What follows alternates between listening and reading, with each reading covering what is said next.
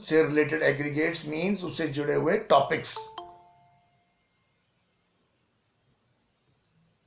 उससे जुड़े हुए टॉपिक्स क्या क्या है? पहले तो आपको क्लासिफिकेशन ऑफ गुड्स है, एंड यूज क्लासिफिकेशन। ऐसे तो गुड्स को हम कितने बेसिस पे क्लासिफाई कर सकते हैं, जैसे on the basis of metal, ferrous और नॉन फेरस गुड्स को क्लासिफाई करना हो, फिर ड्यूरेबिलिटी पे non durable, semi durable, durable. तो there can be various types of classifications. तो हमें एंड यूज चाहिए। एंड यूज का मतलब हुआ कि आखिर में वो इस्तेमाल कैसे हो रहे हैं, ठीक है? उस बेसिस पे अगर हम गुड्स को क्लासिफाई करें तो एंड यूज के बेसिस पे बनती हैं intermediate goods and final goods. Intermediate goods are those goods which are used to produce some other good, जिसको हम यूज करते हैं कुछ और गुड बनाने के लिए। जैसे दूध यूज कर रहे हैं आइसक्रीम बनाने के लिए, तो milk will become an intermediate good, मध्यवर्ती वस्तुएं, ठीक है? और दूसरी होगी फाइनल गुड। देखो एक टॉपिक होता है, क्योंकि आपको वो पता होना चाहिए, which is called production boundary. Now production boundary is an imaginary line है। वो बाउंड्री को ऐसा नहीं है कि कोई वॉलिंग की हुई दीवारें हैं उसके अंदर। It is an imaginary line within which all productive activities of a country goes on. For example, this is a one boundary which we have drawn. This means जैसे there are various firms within this company boundary, A, B, C and n number of firms, beta whatever you can think of. There are many companies. Let us take हम एकदम concrete example लेते हैं। मान लो A है मारुति उद्योग limited, ये है MRF, ये है ल्यूमैक्स। मैं ऐसे एग्जांपल लेके समझाने की कोशिश कर रहा हूं मैं आपको टॉपिक, ताकि आपको याद रहे। ऐसे तो मैं बोल सकता हूं आज, I can just read it out, फिर उसमें चांसेस हैं कि आप भूल जाओगे। There can be many thousand companies in a country. So production boundary is an imaginary line or a boundary within which all productive activities are being performed. जैसे मारुति उद्योग car बना रही है तो MRF से टायर ले रही है, ल्यूमेक्स से बल्ब ले रही है, फिर वो उससे कुछ ले रहा है, वो उससे कुछ ले रहा है। ऐसे ही सब कुछ चल रहा होगा ना इन प्रोडक्शन। एक इंडस्ट्री दूसरे के लिए कुछ बना रही है, दूसरे उसके लिए कुछ बना रही है। तो intermediate goods means which are still within the production process, जो अभी भी प्रोडक्शन प्रोसेस के विद इन ही है।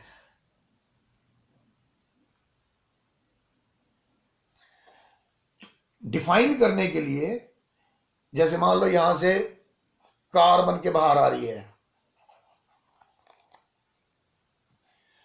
तो जो the commodity which is out of production boundary are final goods because they are ready for consumption, वो इस्तेमाल के लिए तैयार हैं। And all those goods which are still within production boundary, जो अभी काम में चल ही रहा है, जिन पे वो एक का आउटपुट दूसरे का इनपुट बन रहा है, उसका आउटपुट उसके लिए इनपुट बन रहा है, वो उसको फर्निश कर रहा है। देखो ना, अब एक कार बनाने के लिए उसको इससे टायर भी लेने पड़े, बिजली भी लेनी पड़ी, किसी से की भी लेनी पड़ी, किसी से रबर्स भी लेनी पड़ी, किसी से पेंट भी लेना पड़ा। तो industries depend on each other ना। तो जरूरी नहीं कार ही आ रही है, MRF का टायर भी आ रहा होगा बाहर प्रोडक्शन बाउंड्री से। MRF कंपनी का जो उसके टायर्स भी तो मार्केट में आते हैं, तो वो भी आ रहे होंगे बाहर, लेकिन यहां पे वो मारुति को दे रहा है हम। तो ये सिर्फ समझाने के लिए, what I am trying to say, हमारा टॉपिक तो है, ये भी टॉपिक है वो डिफाइन प्रोडक्शन बाउंड्री।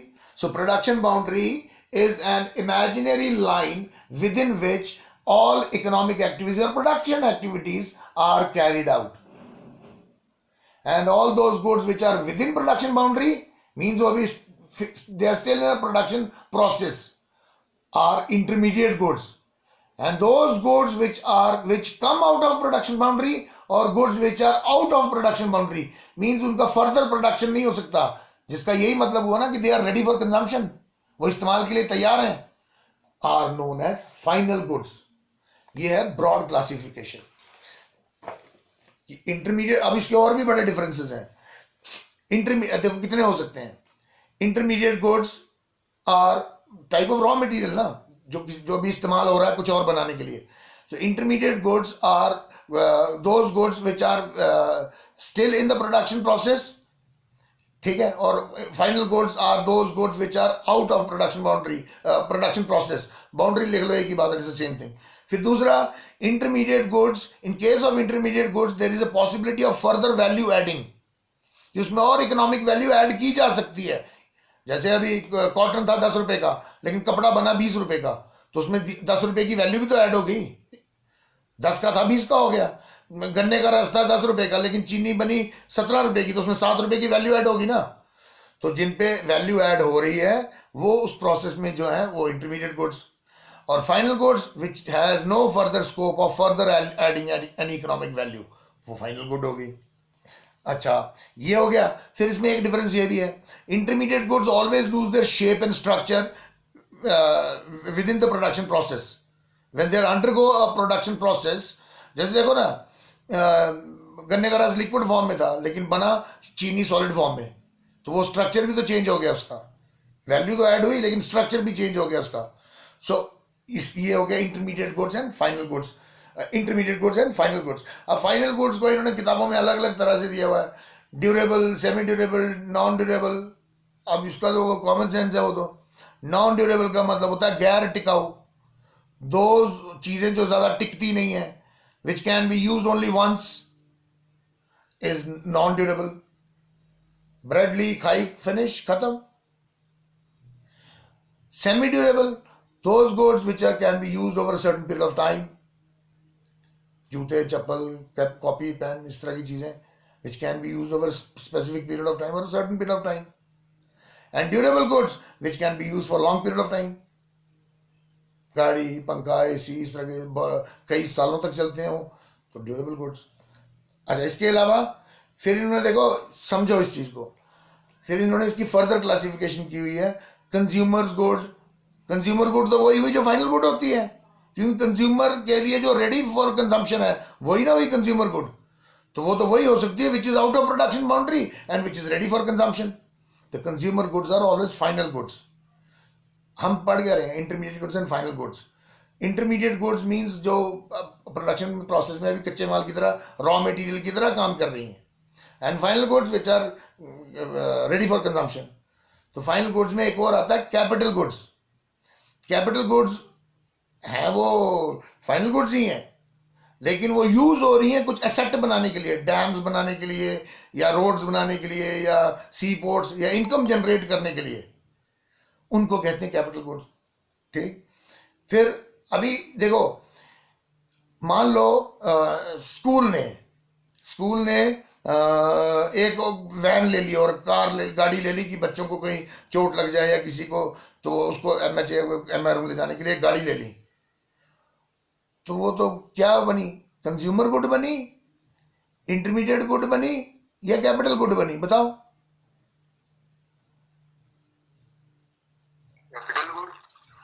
क्या स्कूल उससे पैसे जनरेट कर रहा है, इनकम कमा रहा है? स्कूल का जो फाइनल प्रोडक्ट है वो तो एजुकेशन है. स्कूल तो एजुकेशन दे रहा है. वो अपनी सर्विसेज को और बेटर करने के लिए वो तो एक एम्बुलेंस रख रहा है स्कूल में, ताकि अपनी सर्विसेज को और तो ये इंटरमीडिएट गुड हुई ना. एक कच्चे रॉ मटेरियल, इंटरमीडिएट मतलब अपनी सर्विसेज को और बेटर करने के लिए एज अ इनपुट यूज हो रहा है वो. देखो, स्कूल ने कार ली तो बन गई इंटरमीडिएट गुड. अब वही कार तूने ली होती तो बन जानी थी कंज्यूमर गुड. लेकिन वही कार एक टैक्सी ड्राइवर लेता तो बन जानी थी कैपिटल गुड, क्योंकि उससे उसने इनकम जनरेट करनी थी. तो एंड यूज क्लासिफिकेशन इसलिए भी इंपॉर्टेंट है बेटा, क्योंकि एंड यूज से you come to know whether the good वो is consumer good, a final good, intermediate good, और ए कैपिटल गुड. अच्छा, मैंने हेलीकॉप्टर लिया, बिकम्स कंज्यूमर गुड. वही हेलीकॉप्टर मान लो मेघदूत का नाम की कंपनी है कोई, ठीक है, वो हेलीकॉप्टर उड़ा, उसने लिया, it becomes a capital good, क्योंकि उससे इनकम जनरेट करेगा, इनकम कमाएगा. लेकिन वही हेलीकॉप्टर अगर फौज ने लिया तो फौज तो हमें फाइनली डिफेंस सिक्योरिटी प्रोवाइड कर रही है, वो अपनी सिक्योरिटी को और एनहांस करने के लिए, मजबूत करने के लिए हेलीकॉप्टर भी ला रही है, तो उस केस में वो बन गई इंटरमीडिएट गुड। तो ये इसलिए भी एंड यूज क्लासिफिकेशन जरूरी है। अच्छा जी, फिर एक टॉपिक है आपका डेप्रिसिएशन। यू नो डेप्रिसिएशन क्या होता है? मूल्य, इसको हिंदी में कहते हैं मूल्य है आस, ह व आ स, पर इसका मतलब है किस चीज का मूल्य घटना। बड़ा सिंपल है, आपके साथ डेली लाइफ में होता है लेकिन सिर्फ पता नहीं है। आपने मोबाइल लिया था 25,000 का, आपने 2 साल इस्तेमाल किया, लेकिन अभी बेच रहे हो तो बिक रहा है 10,000 रुपये का। क्यों? वो 25 की चीज 10 में क्यों बिक रही है? बता सकता है कोई? यूज हो चुकी है। हाँ, जब इस्तेमाल करने के कारण किसी चीज का मूल्य घट जाए, when there is a fall in the value of an asset due to its usage and due to normal wear and tear, कि कुछ घिसा होगा, कुछ टूटा होगा, कुछ खराब हो गया होगा या एज हो गया होगा, इस स्पेकुलेशन से बेशक, that value reduction in value is called depreciation. फिर एक होता है इसको, there is another name to depreciation, that is called consumption of fixed capital. देखो इसी को आप ऐसे कह सकते थे ना, यही एक मोबाइल वाले एग्जांपल में, either you can say कि अगर मैंने 2 साल यूज किया था फोन, तो in 2 years उसको इतना घिस गया या इतना वो एज हो गया या पुराना हो गया, 15,000 का वो मूल्य घट गया, आप उसको डेप्रिसिएशन कह लो। या आप ऐसे कह सकते हो ना कि in last 2 years out of 25,000 I have consumed worth rupees इतना, 15,000 का वर्थ मैंने इस्तेमाल कर लिया है, तो अब इसका 10,000 वैल्यू है। तो either you can call it depreciation or you can call it consumption of fixed capital. It's the same thing. So depreciation is also called consumption because it was consumed. वो चीज तो तब भी थी ना, मोबाइल तो था ना आपके पास, तो this is called either depreciation और कंजम्पशन ऑफ फिक्स्ड कैपिटल। फिर एक टॉपिक हो, एक वो है कैपिटल लॉस। ये तो कंजम्पशन है ना कैपिटल की, ड्यू टू यूजेज उसकी वैल्यू घटी। लेकिन एक हो गया कैपिटल लॉस, जैसे मोबाइल टूट ही गया होता, फिर तो वैल्यू 0 थी।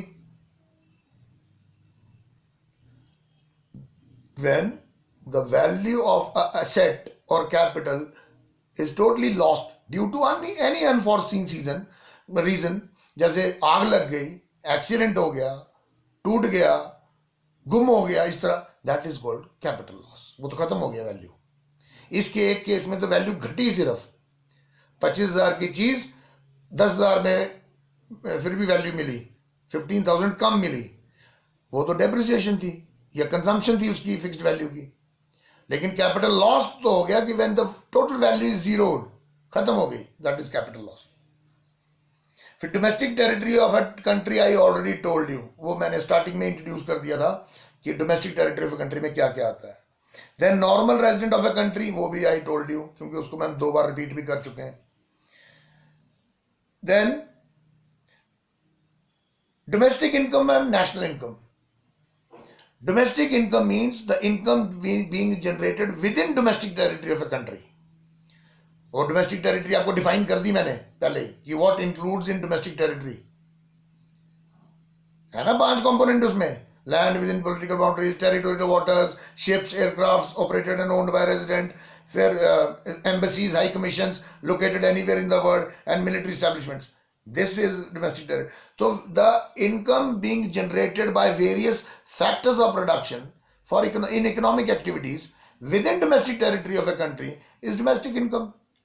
Whereas national income is domestic income plus income being generated from abroad minus income being paid to abroad, means उनका net, NFIA. So that is called net factor income from abroad. मैं फिर से बताता हूं, domestic income तो simple मतलब है घरेलू इन आय, डोमेस्टिक टेरिटरी के विद इन जो फैक्टर्स इनकम जनरेट कर रहे हैं, अलग अलग factors, that is domestic income. हम इसको आगे करेंगे ना डिटेल में। फिर And national income is domestic income plus net factor income from abroad. वो होगी नेशनल इनकम और इसका डिफरेंस. देखो ना, इसका मैं ब्रेकअप बताता हूं आपको, रुको, क्योंकि कल ही हमने किया. फैक्टर्स कौन कौन से होते हैं? लैंड, लेबर, कैपिटल, एंटरप्राइज, यही होते हैं फैक्टर्स ऑफ प्रोडक्शन. और इनकी इनकम क्या होती है? रेंट, वेज, इंटरेस्ट, प्रॉफिट, यही होती है फैक्टर इनकम्स.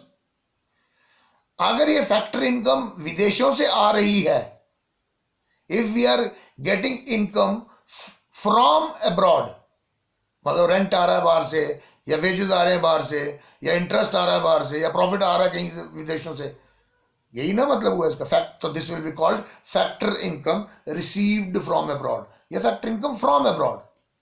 फिर ऐसा भी तो हो सकता है कि हमारे देश में भी कई फॉरेनर्स काम कर रहे होंगे, वो भी यहां से वेजेस लेके जा रहे होंगे, कईयों ने इन्वेस्ट किया होगा, वो इंटरेस्ट लेके जा रहे होंगे, कईयों ने बिजनेस खोले होंगे, वो प्रॉफिट लेके जा रहे होंगे. तो factor income is also going to abroad. तो इन दोनों का जब हम डिफरेंस निकालते हैं, that becomes net factor. Net उसका निकालना, शुद्ध उसका, मैं लिख के बताता हूं आपको. Net factor income from abroad, symbolically NFIA, is equal to, लिख लो, if you can write net factor income from abroad, और symbol में NFIA is equal to factor income received from abroad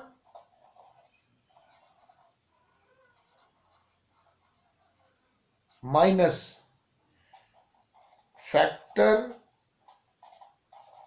incomes paid to abroad.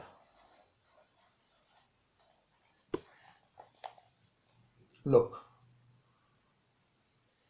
NFIA is equal to factor incomes received from abroad minus factor income paid to abroad. So the difference between income received and income paid will become the net factor income. So this is the only difference between domestic income and national income. अच्छा, और क्या next? Then there is another topic, factor incomes and factor payments कह लो. देखो, never get confused by the terminologies, simple terminologies. Factor income or factor payments, it's the same thing, because one man's payment is another man's income. So what are factor payments and what are transfer payments? Factor payments, so I told you, rent, wage, interest, profit. Factor incomes कह लो, factor payments कह लो, ठीक है. And transfer payments are, if you want to write, you can write, because in books it is quite a complicated thing. If you want to write, I'll give you a simple and very precise meaning of it.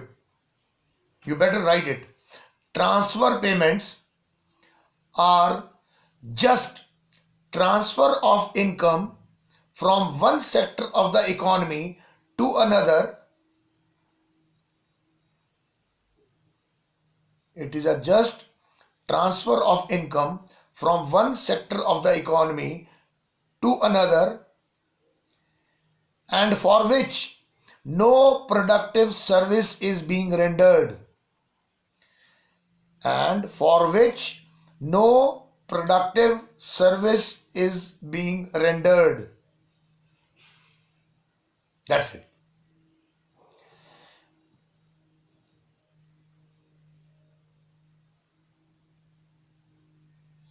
Factor incomes तो हो गई जिसके लिए factors of production काम करते हैं productive activities में, और तभी वो नेशनल इनकम में कैलकुलेट भी होते हैं. जबकि ट्रांसफर इनकम या ट्रांसफर पेमेंट्स वो इनकम्स या पेमेंट्स हैं जिसके लिए कुछ करना नहीं पड़ता या कुछ नहीं किया जाता. जैसे अनएम्प्लॉयमेंट अलाउंस, अरे वो तो अलाउंस ही अनएम्प्लॉयड रहने का है, वो तो अनएम्प्लॉयमेंट का अलाउंस है, तो दैट शोज। अच्छा, पेंशंस, अभी मेरे डैड को अगर पेंशन मिलती है इन सबको, तो वो अभी थोड़ी ना काम कर रहे हैं फौज में, अब तो वो नहीं करने के पैसे मिल रहे हैं उनको। So for which no productive service is being rendered, जिसके लिए कोई प्रोडक्टिव सर्विसेज नहीं ऑफर की जा रही, that is known as transfer payments. ये फर्दर दो तरह की होती है, current transfers and capital transfers. The basic difference is, मैं आपको प्रिसाइज बताऊंगा, you can go back to your books और आप उसको पूरे को रीड कर लेना, and you can simply make it out कि डिड आई मिस एनीथिंग, या they have overwritten the things. वो आपकी जजमेंट में मैं छोड़ दूंगा, आप खुद ही इसको जज कर लेना। तो transfer payments are of two types, current transfers and capital transfers. Where current transfer implies or it means when it is paid out of the current income of the payer, the one who is paying, it is paid out of his current income and it is added to the current income of the recipient, the one who is receiving, and it is meant for consumption purpose only. It is meant for survival, living, or for consumption. Whereas capital transfers are those payments or incomes which are paid out of the past savings of the payer.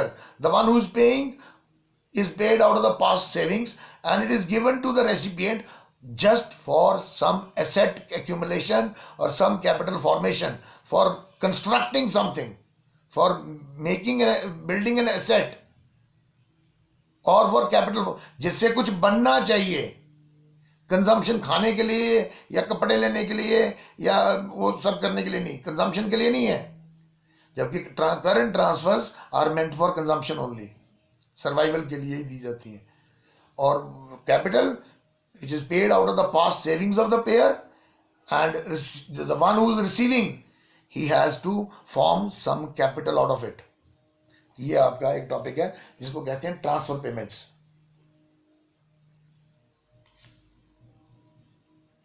फिर aggregates related to national income. There are quite a aggregates which are related to national income. For instance, मैं दिखा देता हूं कैसे लिखना है ताकि then you can write. जैसे ये है, this shows GDP-MP, which means gross domestic product at market price.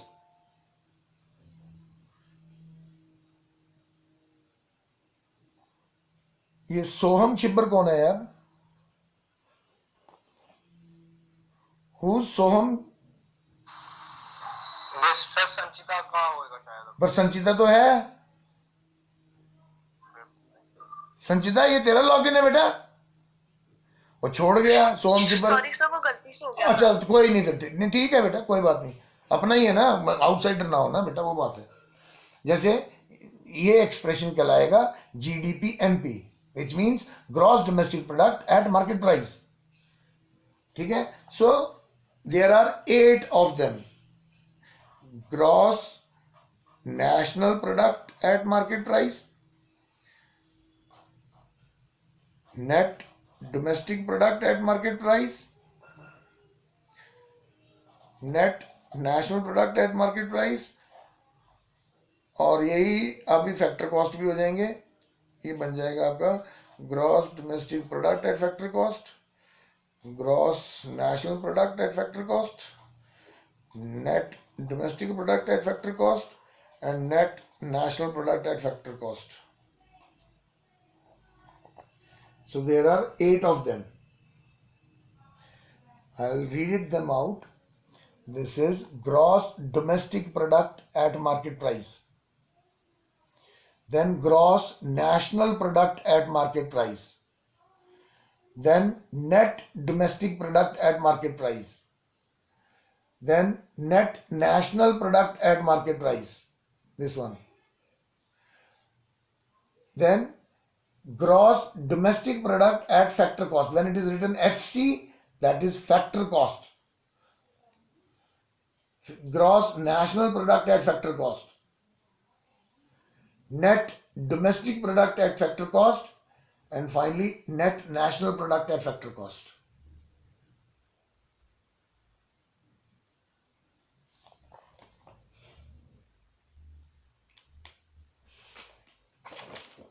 And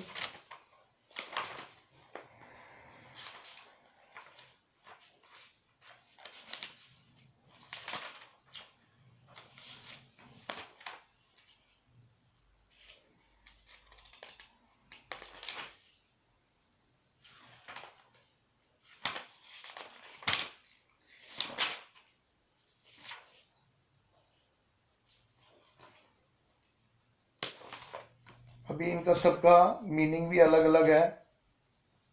They every next stands for a different thing. Later you will come to know how it is being constructed. If you want to write them right now, I can dictate them for you. But I guess in the after 4, 5, 6 classes, you might write at your own. It's not that difficult thing.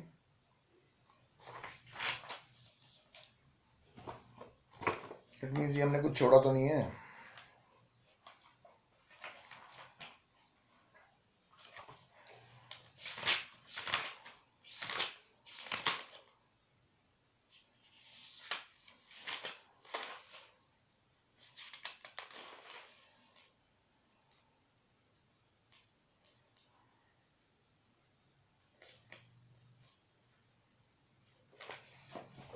देखो ये concept तो आपको यहीं पता लग रहा होगा. जैसे बीच वाला डोमेस्टिक है और नेशनल है. तो हमने एक टॉपिक अभी किया था ना, net factor income from abroad. तो जो भी इंफॉर्मेशन जैसे ग्रॉस डोमेस्टिक है और ग्रॉस नेशनल है, तो इसका ऑब्वियस मतलब हो गया ना कि इसमें NFIA इंक्लूडेड है, क्योंकि नेशनल लेवल की वो इंफॉर्मेशन है. और वो डोमेस्टिक लेवल की है तो उसमें जो फैक्टर इनकम जो आती है अब्रॉड से वो इंक्लूडेड नहीं होगी इसमें. इतना पता लग गया ना इससे हमें.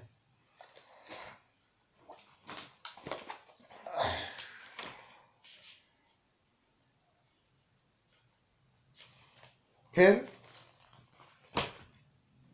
ये देखो एक चेंज ये भी है.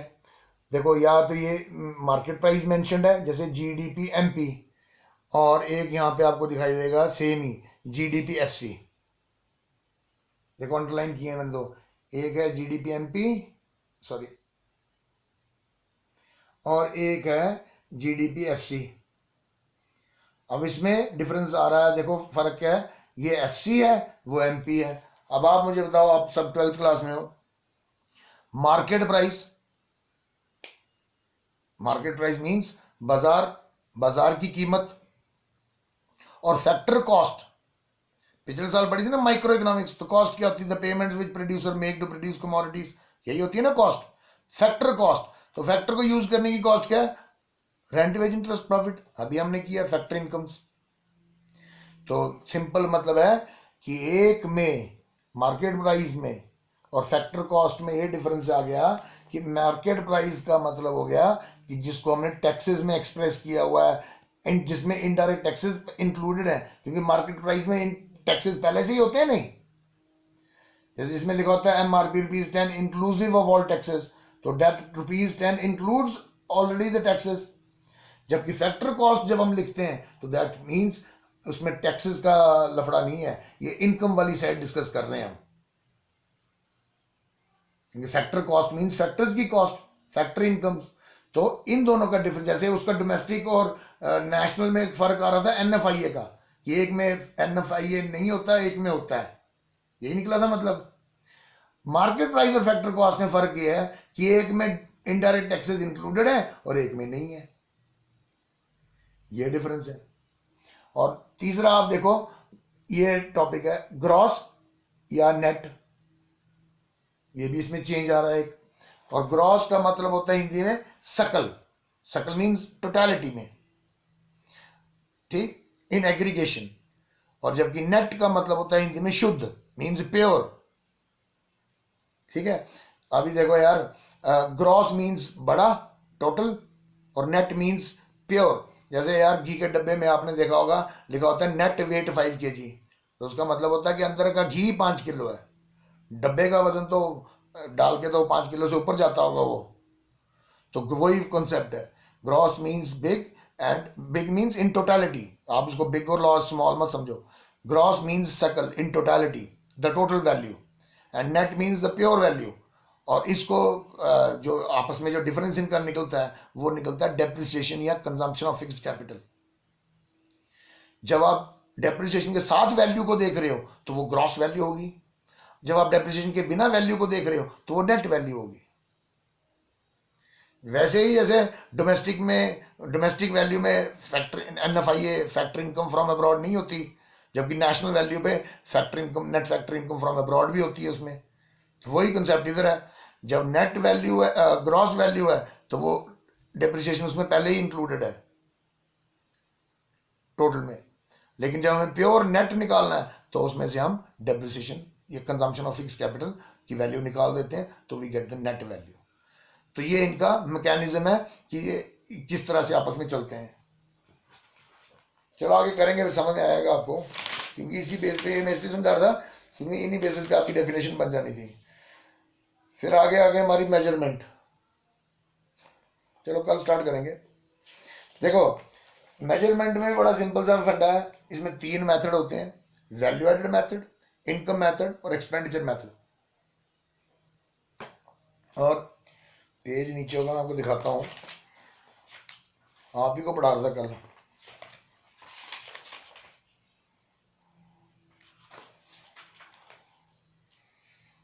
अरे कहाँ लिखा है, खैर याद होगा आपको शायद।